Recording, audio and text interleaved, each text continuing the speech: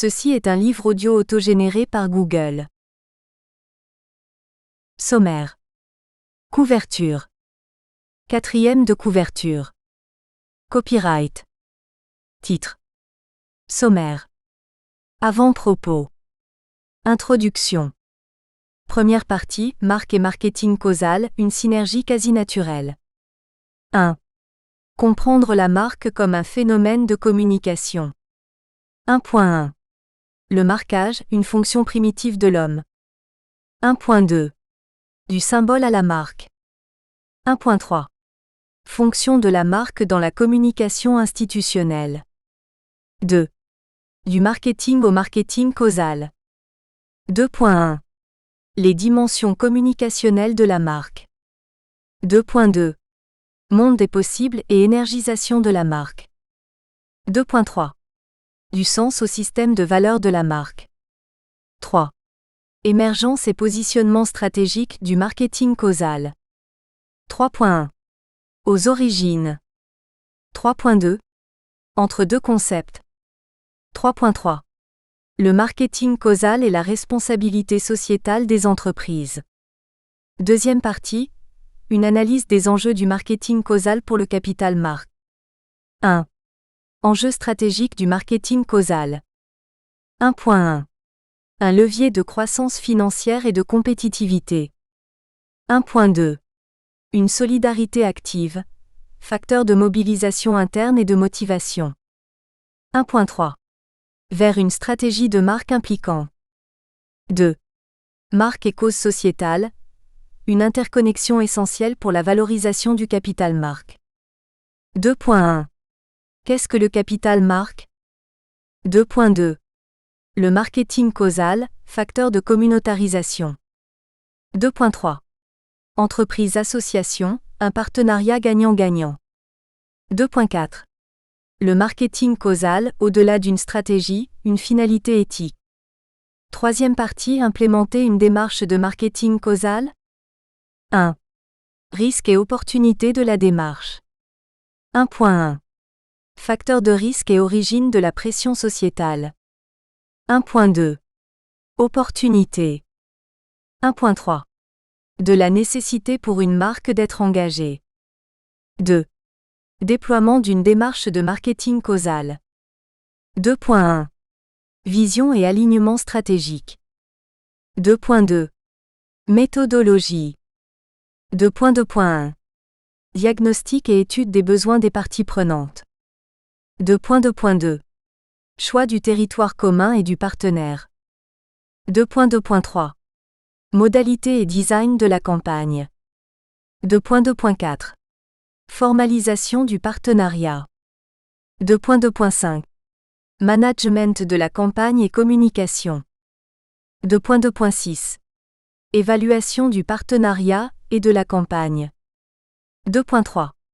Les facteurs clés d'engagement. 2.4. Coproduction de valeur et mobilisation, quand les TIC deviennent des alliés incontournables. 3. Marketing causal et enjeux pour le développement. 3.1. Le modèle du partage, facteur de croissance et de développement. 3.2. Marketing causal et éducation. 3.3. Marketing causal et cohésion sociale. En guise de conclusion. Références bibliographiques. Avant-propos. Cet ouvrage est le fruit d'une recherche et d'une réflexion sémio-pragmatique sur le concept de marketing causal, de son application dans les politiques d'entreprise, mais aussi et surtout dans le renforcement du rôle citoyen de l'entreprise.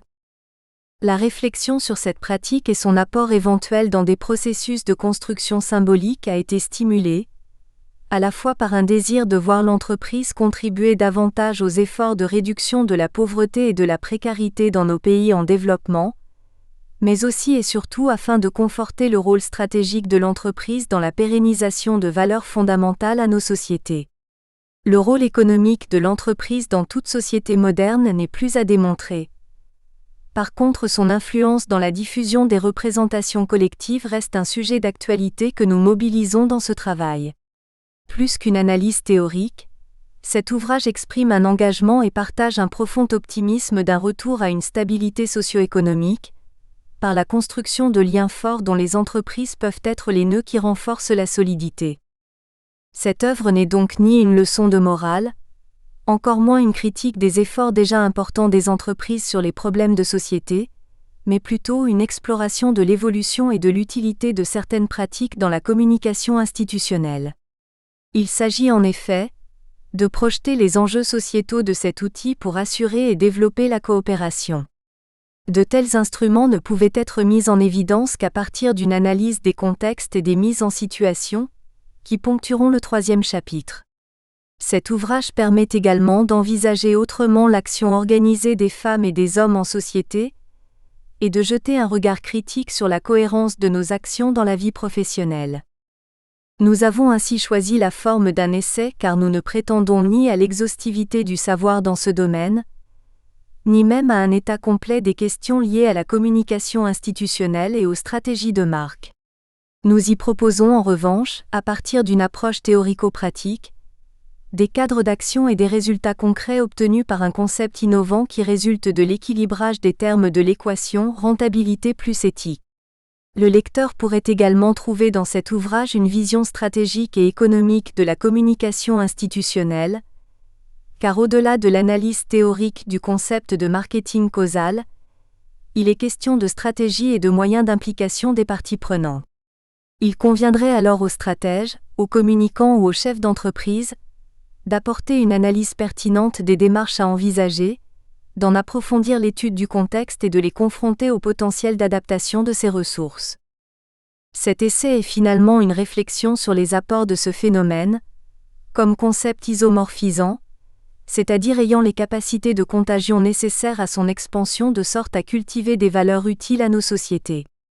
C'est en effet autour de l'idée de contagion du système de valeurs, par et dans l'entreprise que se structure le raisonnement que nous apportons.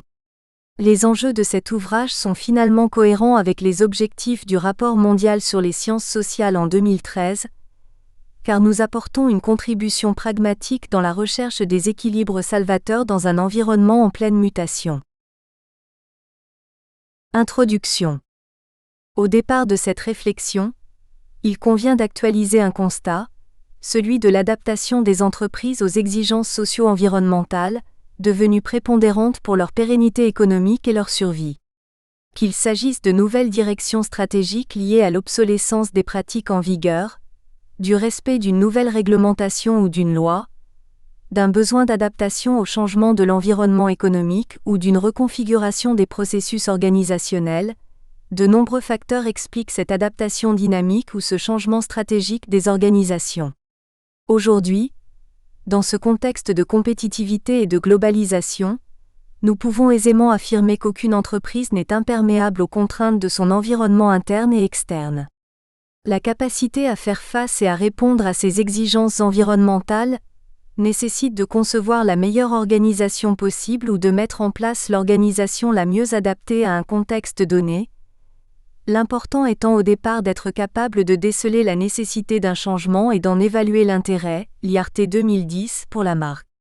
En effet, la marque est cette médiation qui articule la substance matérielle à la substance signifiante dans l'univers de la consommation. Sur le plan sémiotique, cela signifie qu'une marque présente un plan dit de l'expression ou du signifiant, qui renvoie aux différents aspects matériels ou physiques de la marque, et un plan du contenu ou du signifié qui correspond aux différentes significations idéales et aux valeurs véhiculées par la marque. Nous appellerons système de valeurs de la marque, ce plan dit de la signification et des valeurs d'une organisation. Ainsi, dans un monde en perpétuelle transformation, où nous avons vu s'enchaîner de nombreuses crises remettant en cause la réputation et la légitimité d'organisations les plus puissantes, ICMESA 1976, Bhopal 1984, Nike 1997, Total 1999, AZF 2001, etc., il faut se rendre à l'évidence que les repères changent et les parties prenantes de l'entreprise jugent aujourd'hui moins les produits et services que les valeurs véhiculées et l'impact sociétal d'une entreprise. C'est dans cette nouvelle dynamique de relation que va naître le concept de marketing causal, ou de cause-related marketing, comme réponse aux attentes de la société qui sollicite de plus en plus les entreprises sur des questions sociétales. L'objectif de cet ouvrage est d'analyser les fondements de ce que nous qualifions d'évolution des pratiques en matière de communication institutionnelle, et de fournir aux professionnels les clés nécessaires à l'exploitation de cette pratique et à son intégration dans les stratégies de communication. Le marketing causal, dont nous allons parler, est issu de ces reconfigurations récentes qui ont le mérite aujourd'hui de concilier des entités diamétralement opposées dans un modèle de partenariat socio-économique.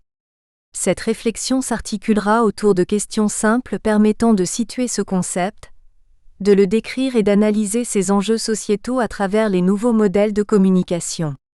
Pour élaborer cette analyse, une méthodologie mixte a été élaborée à partir d'expériences professionnelles sur les projets de responsabilité sociétale, d'une revue des pratiques anglo-saxonnes en la matière, notamment aux États-Unis, en Angleterre et au Canada. Finalement, c'est grâce à une littérature variée sur le marketing de la cause et sur le phénomène sémiotique de la marque que nous avons pu organiser un cadre théorique global, permettant au lecteur de comprendre l'articulation entre la marque et le marketing causal. C'est à partir de ce travail, dont je mesure la modestie, que je propose de développer une analyse en forgeant une opinion engagée de ce phénomène organisationnel. Mais il convient de signaler d'entrée de jeu, l'approche théorique qui prévaut dans ce travail et qui n'est autre qu'une approche communicationnelle des organisations, Bourdin-Launeux 2008, car un processus de communication est avant tout interaction entre des individus, production collective de sens, mobilisation de connaissances, mise en place de dispositifs techniques et production de discours.